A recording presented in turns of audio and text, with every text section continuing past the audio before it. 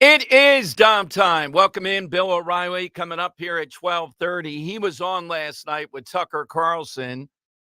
I'm waiting to see during the debate what numbers the debate gets. This is what you get when you have weak moderators that allow this to degenerate into a battle over curtains and gas taxes in South Carolina.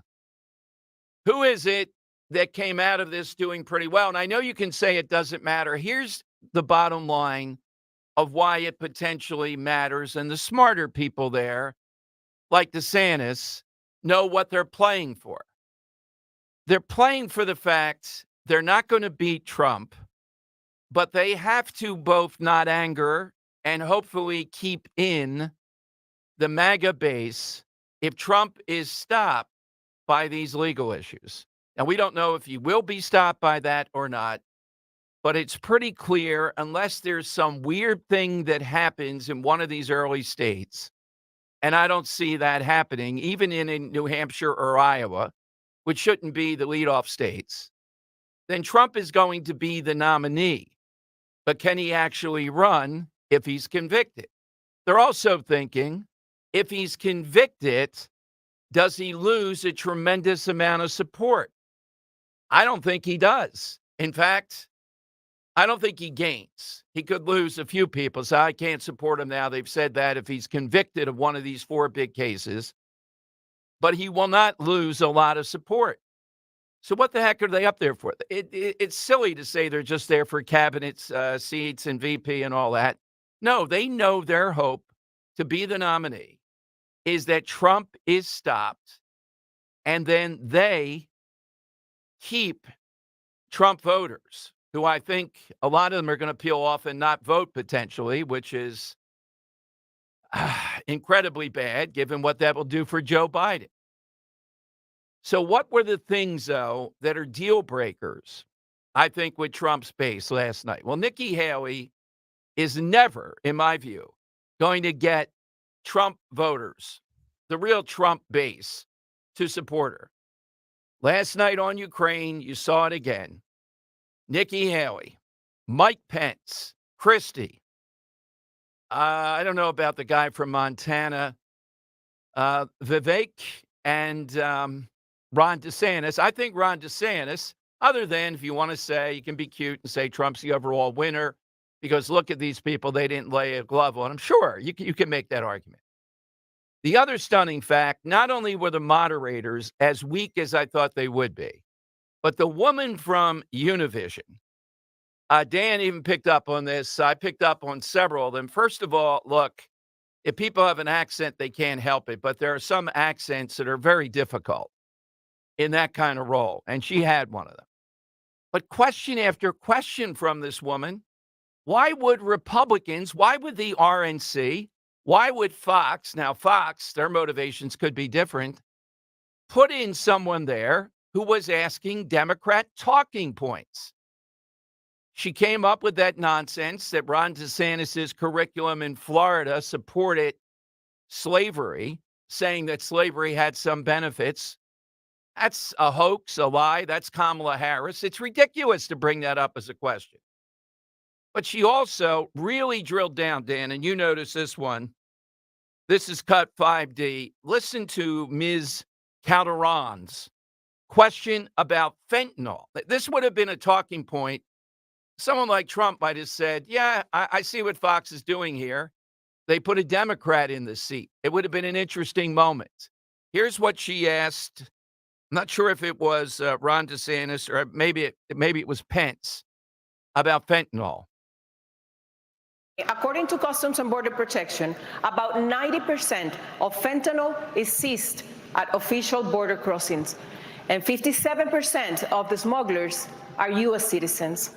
How would you stop fentanyl brought into the country, mostly by U.S. citizens, through ports of entry? My God, we got to sit here as Americans, right? And hear this woman blame us for this third world country that is a menace. The high point of the debate for me was DeSantis and Vivek talking about they would go after the cartels, no holds barred, meaning attacking them in Mexico. That's exactly what has to happen. Blame Americans. Who are these Americans that she's talking about? Now, if she said, well, the demand is in America, isn't that the root of the problem? It's true. Without demand, they can't sell it. What a double shot there. Not just this overpouring at the border, not just that Mexico is hardly a country, but it's run by the cartels. Dan, when you were watching that on the couch in Port Richmond, what were you thinking?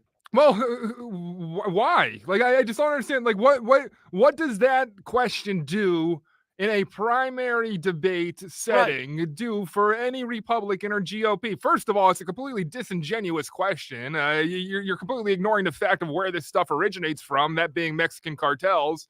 And you're glossing past that to try to make some kind of political point. To who? To a bunch of Republicans who just don't care. It was a 20-second thing, and she doubled down twice to say, these are Americans bringing fentanyl into the country. Also about LGBTQ plus with Mike Pence going after him on that. Also, as I said, and Ron DeSantis did a good job going right back at her. Why in the world, though? We're back at this again. Remember we talked about Joe Biden's not even. New Black History curriculum says, quote, slaves develop skills which in some instances could be applied for their personal benefit. You have said slaves develop skills in spite of slavery, not because of it. But many are still hurt. What for the descendants hell? of slaves, this is personal. My God.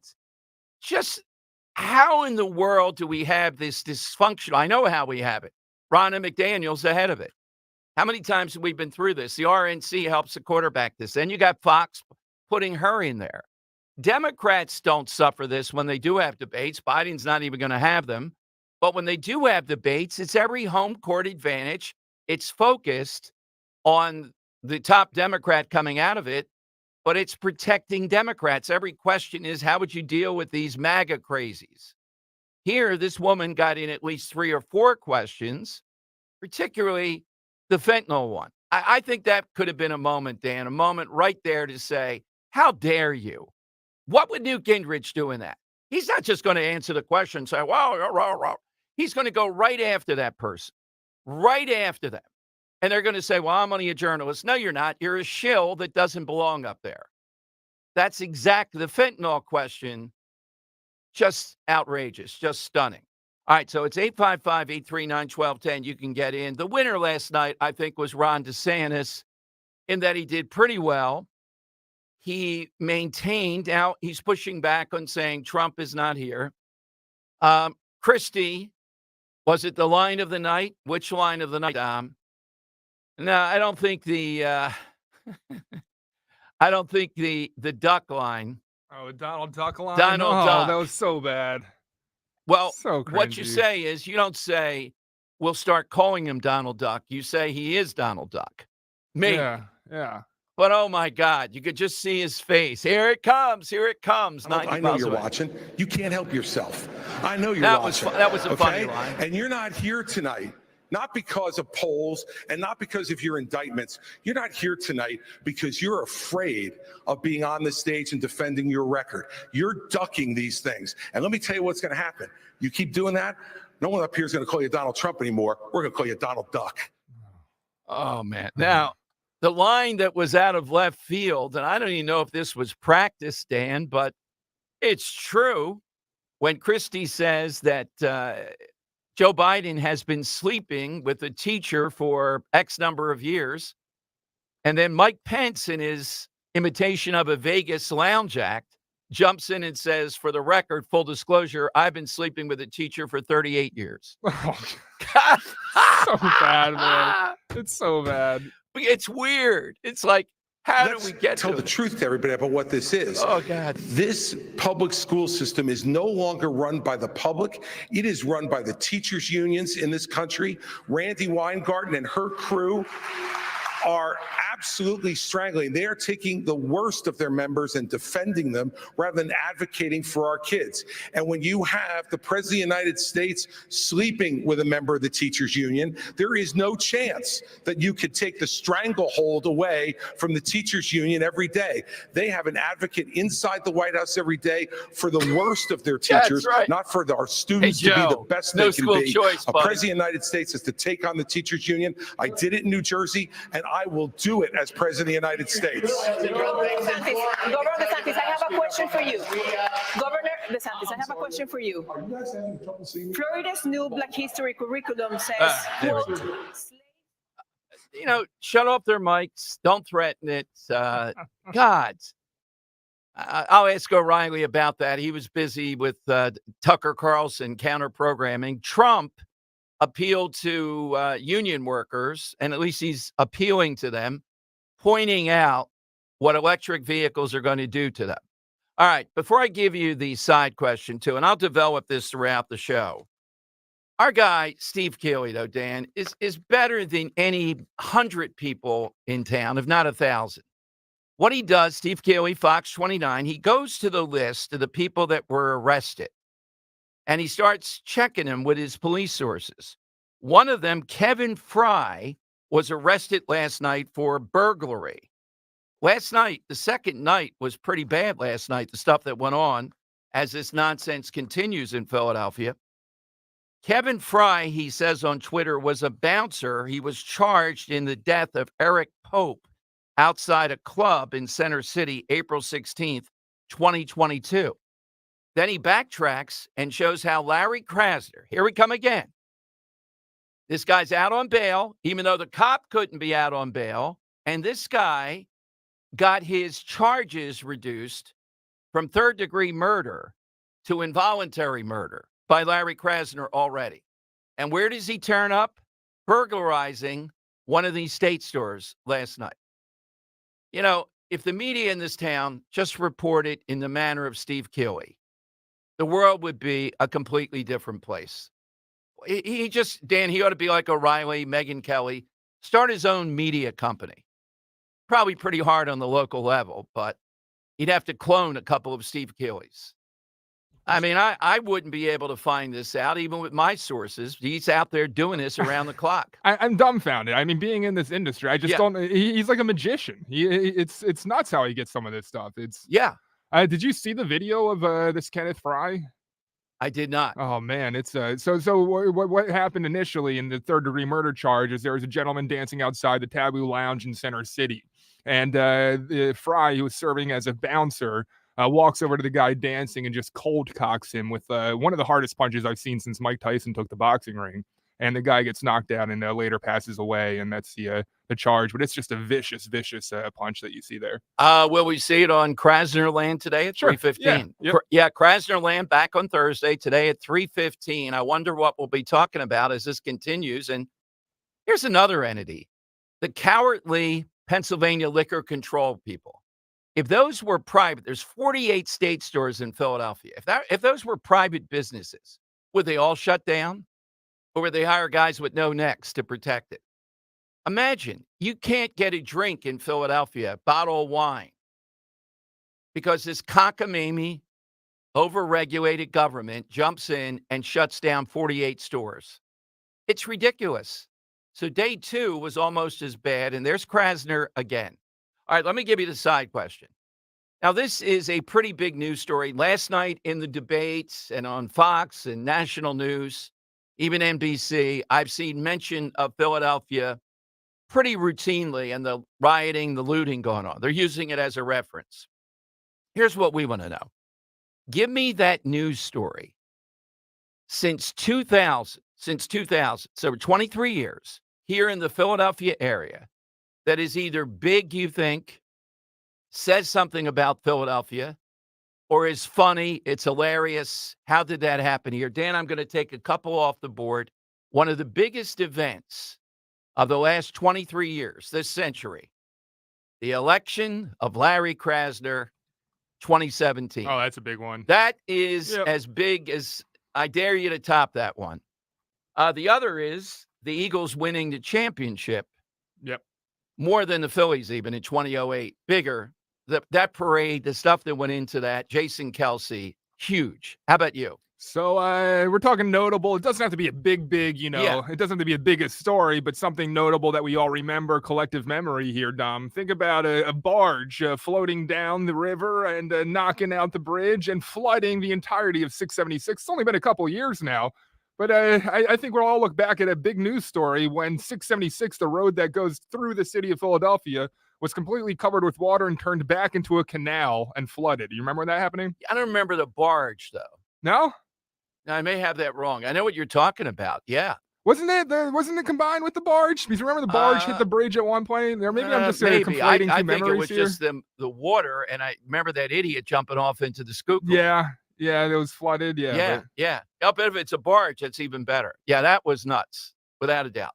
So something notable, funny, hilarious, big. We gave you some good parameter. I'd say the election of Krasner the last 20 years is the most remarkable thing imaginable. All right, Bill O'Reilly will be here. He's got a new book out, Salem Witch Trials. And I see in the notes, at least in my notes, is this similar to cancel culture?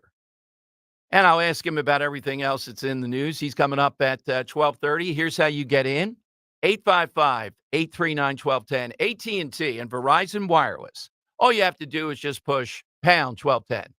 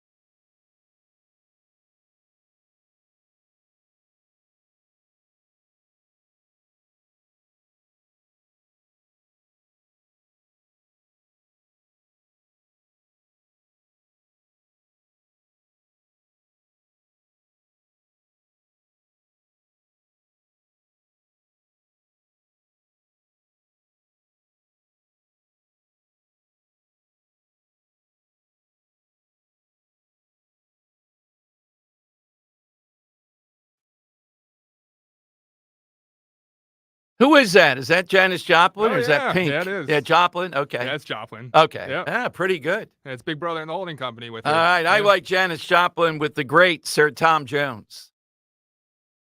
You know, if we ever, Yeah, she was on the show, right? yeah. Yeah. Next summer, if we're at Mulligan's, Dan. Now, Kelsey Grammer was great. You get Sir Tom Jones there dancing on the top of the bar at Mulligan's. That's it. Good night, everybody. We're not going to top that ever. We're done. Was Dom Giordano ever a psychedelic music kind of guy? Uh, You know, hanging in a room with some incense? no, I don't think No? so. But Janis Joplin was a phenom. I mean, it's Yeah. different type of stuff. Yeah. I But did a her- little bit of Tom Jones with her if you want to All hear right, it. let's hear Tom Jones. One sec. Let's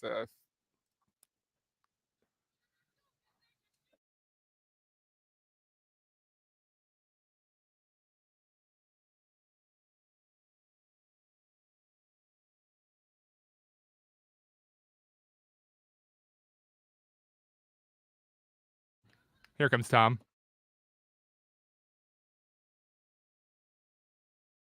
It's a weird combo, man. Yeah.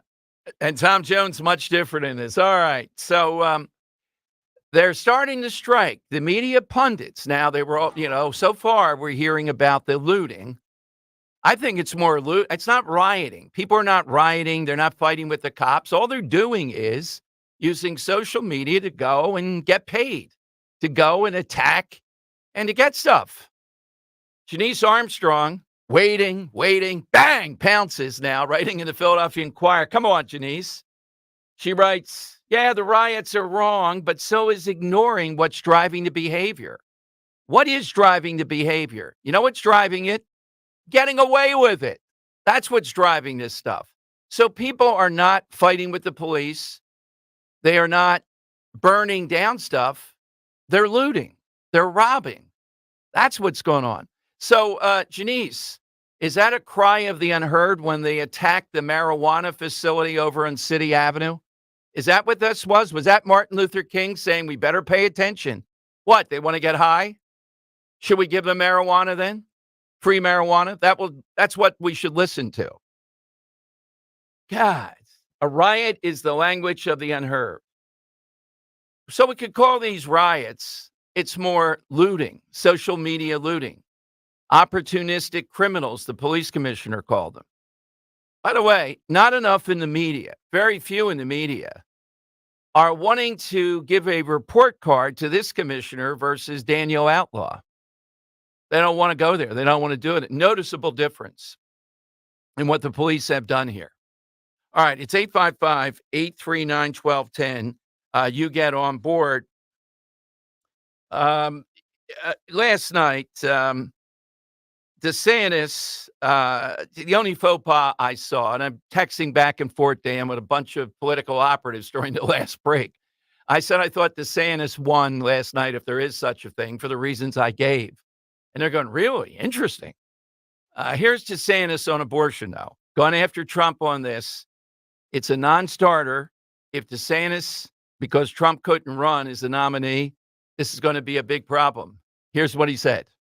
And I reject this idea that pro-lifers are to blame for midterm defeats. I think there's other reasons for that. The former president, he's missing in action tonight. He's had a lot to say about that. He should be here explaining his comments to try to say that pro-life protections are somehow a terrible thing. I want him to look into the eyes and tell people who've been fighting this fight for a long time. My wife and I earlier today were at the gravesite of President and Mrs. Reagan, and I noticed that there was a quote where it says, every single person has purpose and worth. We're better off when everybody counts. And I think we should stand for what we believe in. I think we should hold the Democrats accountable for their extremism, supporting abortion all the way up until the moment of birth. That is infanticide, and that is wrong. Let me ask Governor. All right. Yeah, anybody can say that, Governor. But is that reality? Now, Trump is in the world of reality. Trump's reality zone is right on, spot on this, on how to handle this. DeSantis is not. So as much as I thought he did well last night, if you could use that word, in this debate, right there is something, if he continues down that path, which apparently he will, If you're the nominee, I think it's going to be all over. They're waiting for that. That's all that they have. That's what they want to spend their money on. They know they'll drive young women, suburban voters out with that, and that's where they're going to go. All right, hit us on the side question. Don't wait to the end. No recency bias at the end. What is the news event that's notable, funny, serious, something that changed where we live over during this century, last 23 years, since 2000, that happened here? Philadelphia area is just ripe with stories. And as I said with Janice Armstrong in the Inquirer, you're going to hear more of this now. Now, what should we add? Now, Janice, how would we figure out then what it is these people want? Well, they want that cop to be executed. They want that cop to go to jail for life. Isn't what this always comes back to? Here's a duly elected judge in Philadelphia dismissing these charges because of the new evidence and because the cop was overcharged by Larry Krasner. So why did we see people then do what they're doing? There is no, and the relatives of the man who was killed, they don't condone this. They don't see the connection to these people. It has nothing to do with rioting because somebody was killed and the cop didn't go to jail for life.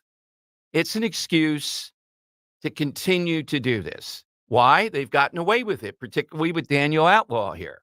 They're banking.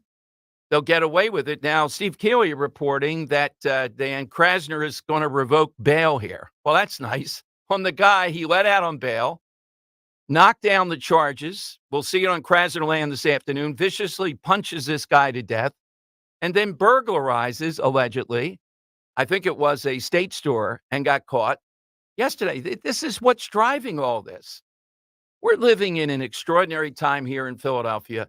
We know who's causing this mainly. And we're going to have a new mayor, and either one of them will be, how could you not be, than Jim Kenney, will be much better than Jim Kenney. Both of them will be a lot tougher on this. The new police commissioner will be much better than Daniel Outlaw. But will things get that much better? The third part of the equation is still there, and he's going to double and triple down. I recognize this stuff. It doesn't bother me. They can't recognize. The first thing is to stop denying it. Stop kidding yourself. You have an existential threat here. He's like China in Philadelphia. The world will not admit China is, Rand Paul yesterday, could it be any better what he's told us about Wuhan, the new book out, Cover Up, Fauci, and where the virus came from? Yeah, we still can't say it. We still can't agree on it. We can't recognize what China is. We can't recognize what Krasner's doing to Philadelphia because we're afraid.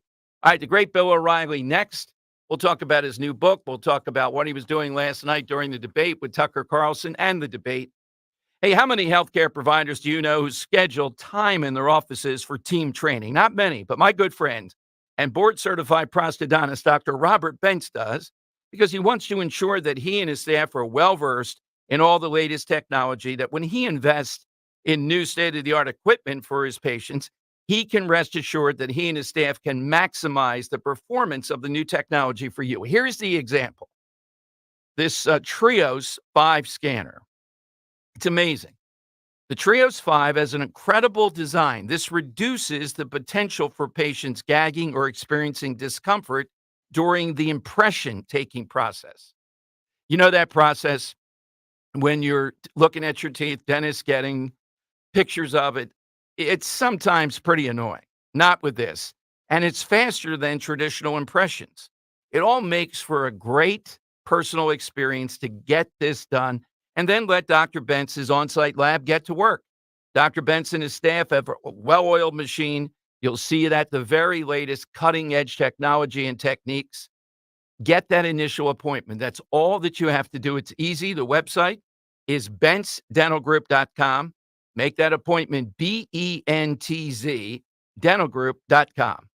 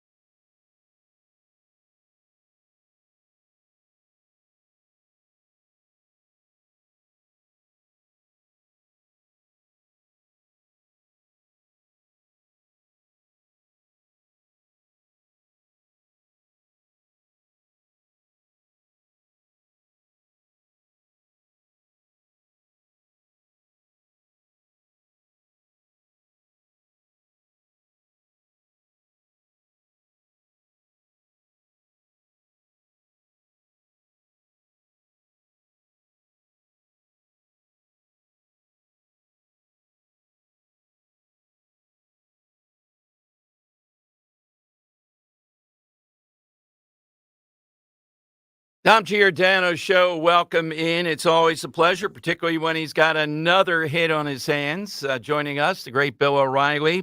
The current book just out, Killing the Witches of Salem, Massachusetts. Bill joins us here on Talk Radio 1210. Congratulations, Bill. Great new book. Thanks, Dom. I appreciate you having me in. When you were writing this, you constantly have ideas. I know people pitch you because the series is just one of a kind. Were you thinking about cancel culture as one of your thoughts on why this book would be not only delving the subject, which I thought I knew a lot about, I tell you this all the time, but I didn't know what created the witch trials. So were you thinking about cancel culture?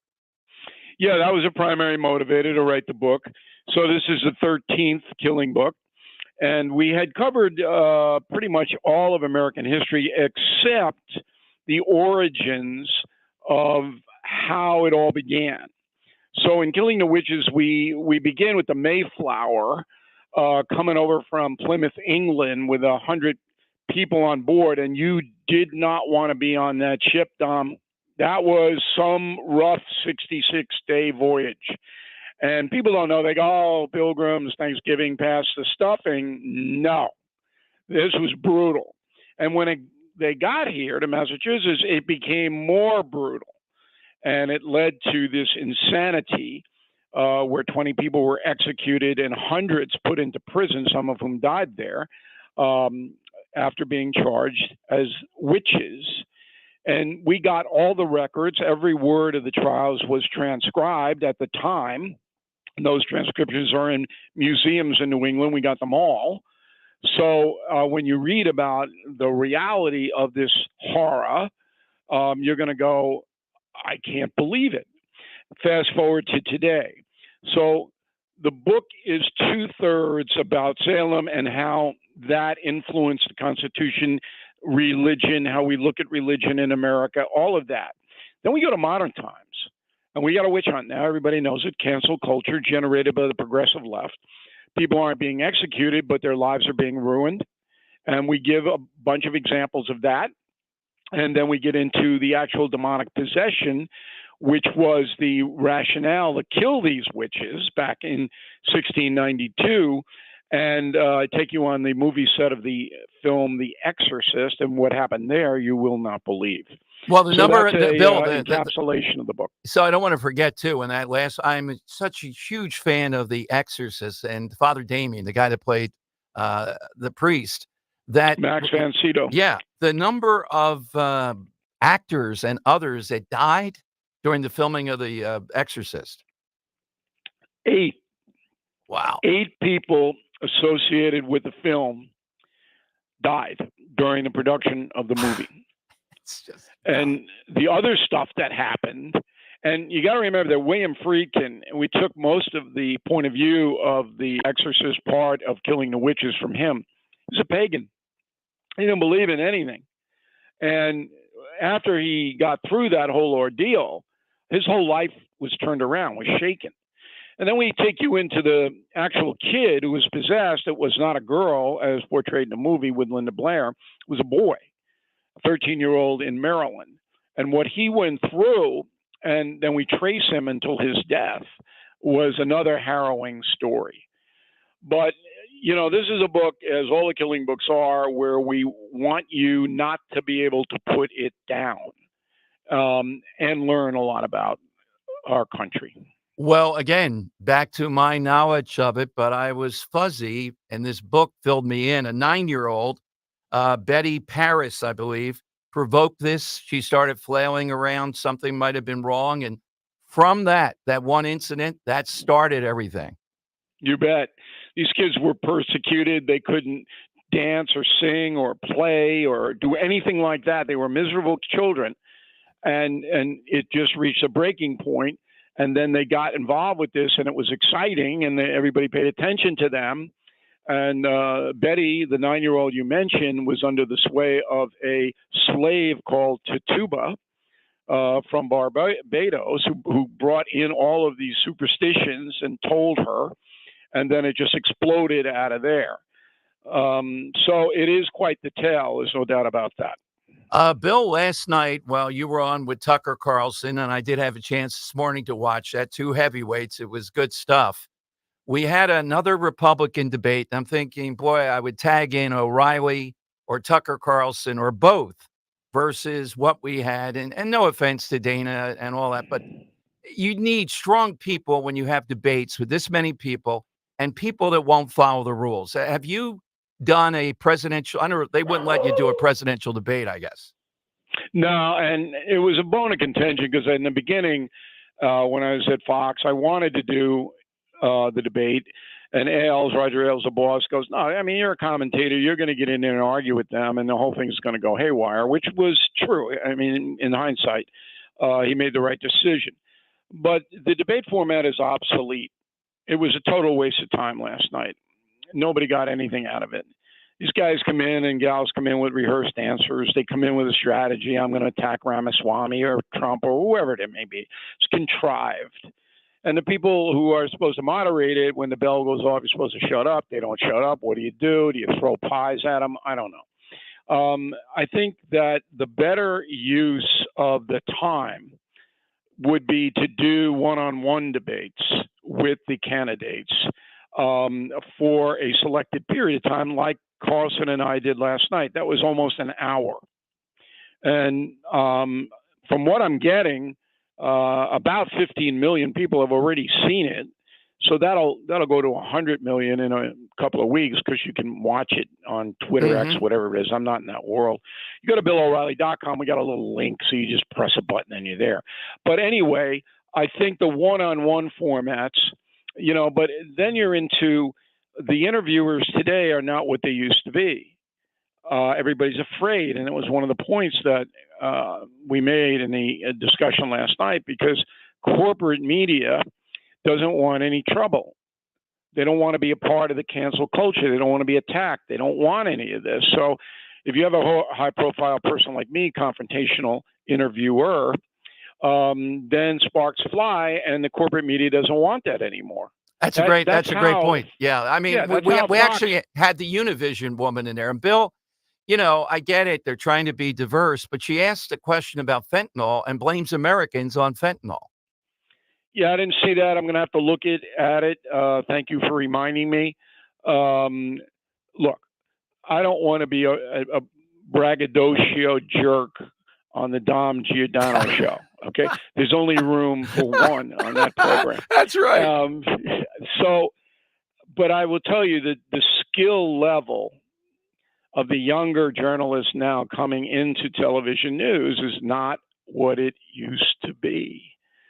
And I covered wars. I was all over the world. I knew what I was doing. And now they bring in Tiffany from, Minnesota, and she's in Philly, and she doesn't even know where the Jersey Shore is.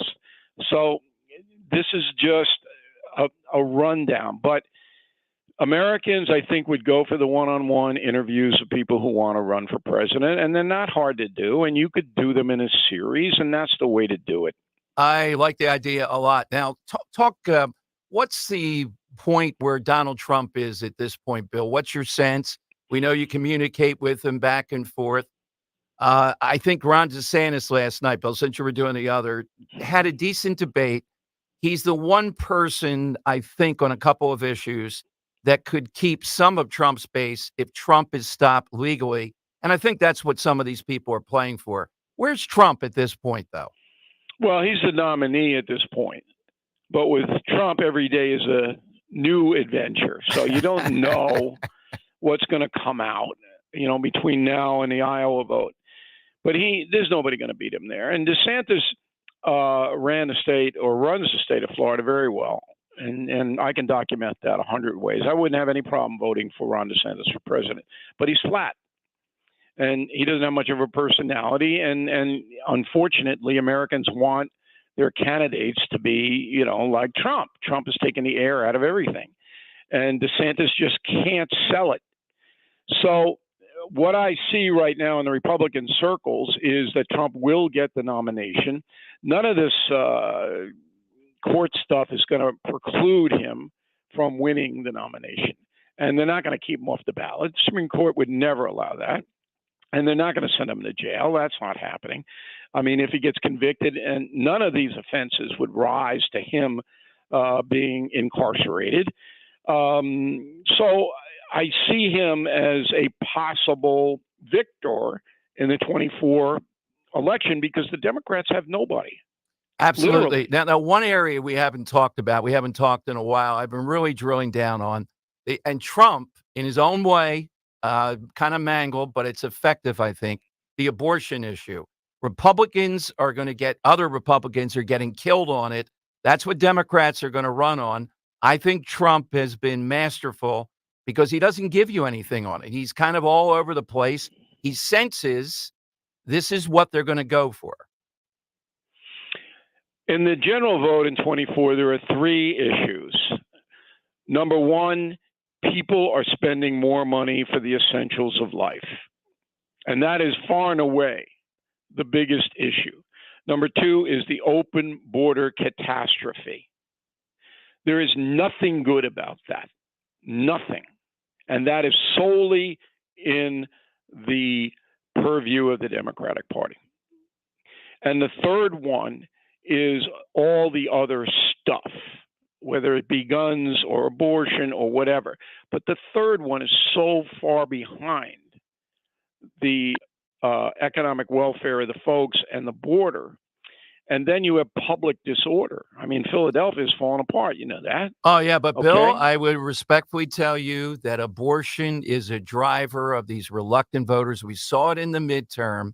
And there have been several things that have leaked out now when Biden speaks to donors and others. Stick with me. We're going to hammer on that. And that's why I Well, like they what can hammer all they want what now. Trump But is doing. If you look at the polling, and I know you're a fact-based guy, which is why you like the killing books.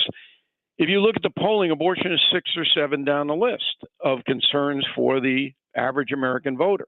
So, yeah, you're right. The Democrats will do this. They'll demagogue the issue, and the women who don't like Trump will vote against Trump again. But believe me when I tell you, there is a huge backlash coming against public disorder. And particularly in the big cities. I mean, just today, San Francisco goes, oh, now we're going to have a drug test to see if you can get welfare or not. That never would have happened, ever. That's a great And point. Exactly. Progressives don't want that. I would And tell look, you here in Philadelphia, Bill, this Krasner, any chance you have, he is one of a kind. He No. is the highest order of the Soros as far as dug in. He will not give up. He's not like these other guys. He's different. And he's in there because minority voters in Philly supported him. Yeah. And who's getting hammered in Philly? Minority voters. The disorder in the neighborhoods, primarily minority neighborhoods, is everybody knows it. Everybody knows it. So it comes down to the folks. I mean, is this what you want? If not, you're going to have to stop and throw these progressives out because that's the only way it gets done. Exactly. And the really interesting part of my job now is to bring awareness to things like the cancel culture. And because Killing the Witches is going to be such a huge bestseller, we can already see it, that people are going to say, you know what? We don't want this cancel culture hysteria anymore. We don't want this woke stuff. It's destroying this country, and it is. You can't go much longer with this stuff. And Trump instinctively knows it. He's not honing the message sharply enough because he doesn't have the people around him who know how to do that. But he instinctively knows that the folks are getting fed up with this permissive culture we have, particularly in the criminal justice system. Without a doubt. Killing the Witches of Salem, Massachusetts. The best way. It'll be out there all over the place. Is it BillO'Reilly.com?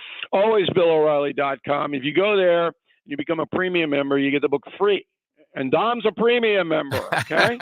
You get it free, but you can order it. You can order signed copies. And then while you're there, you put your little finger up to the screen and bang, you got Tucker Carlson O'Reilly right in front of you, which is pretty horrifying in its own right. So BillO'Reilly.com is the place to go. But Amazon and Barnes & Noble, you know the drill.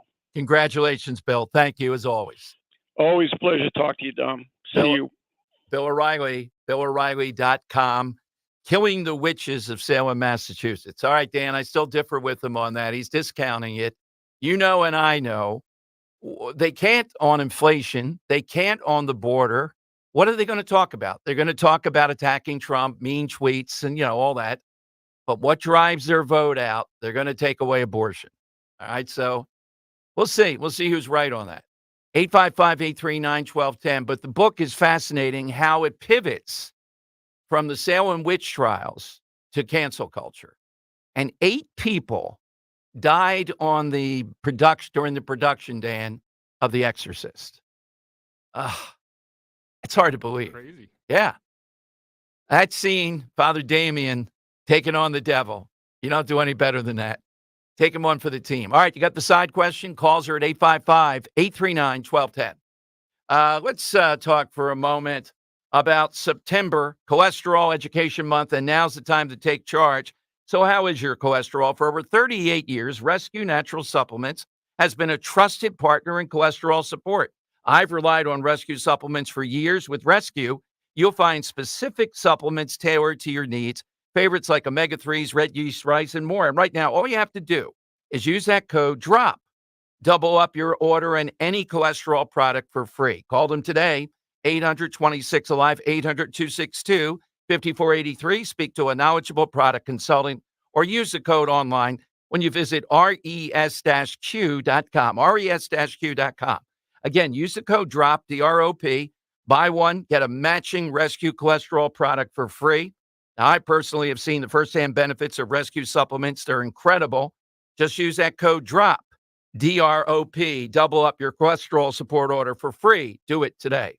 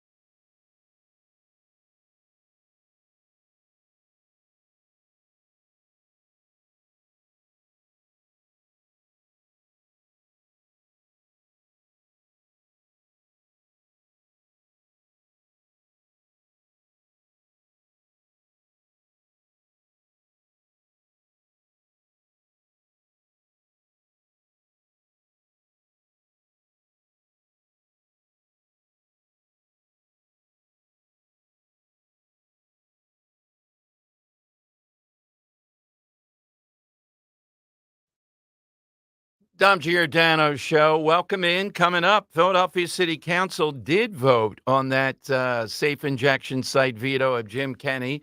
A lot of interesting stuff. I'll give you that. And are we seeing any indicators here that Philadelphia is had it slightly with all the rioting, looting, etc., and just the criminal behavior? I think there are indicators of that. The problem is, though, you got one big boulder in your way, and he doesn't care about your indicators of that or anything else. George Soros picked an unbelievable opponent for us.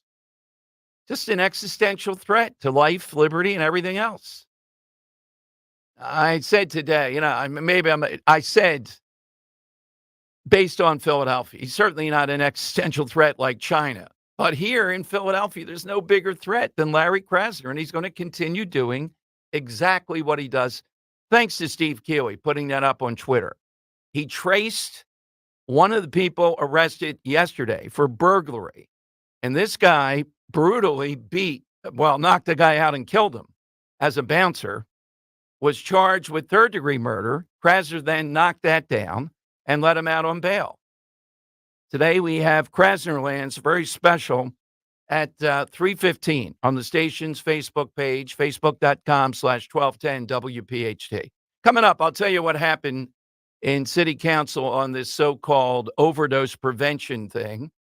And a little bit later, do we have a guest? This German family who fled persecution. Can you imagine how bad Germany is? You're not allowed to homeschool. God, they flee to the United States after all kinds of things were done to them. And now the Biden administration wants to send them back. Think about all the people here illegally under asylum. These are legit people. This is who the Biden administration wants to send back to Germany. All that before we call it quits today here with Dom and Dan on Talk Radio 1210 WPHT.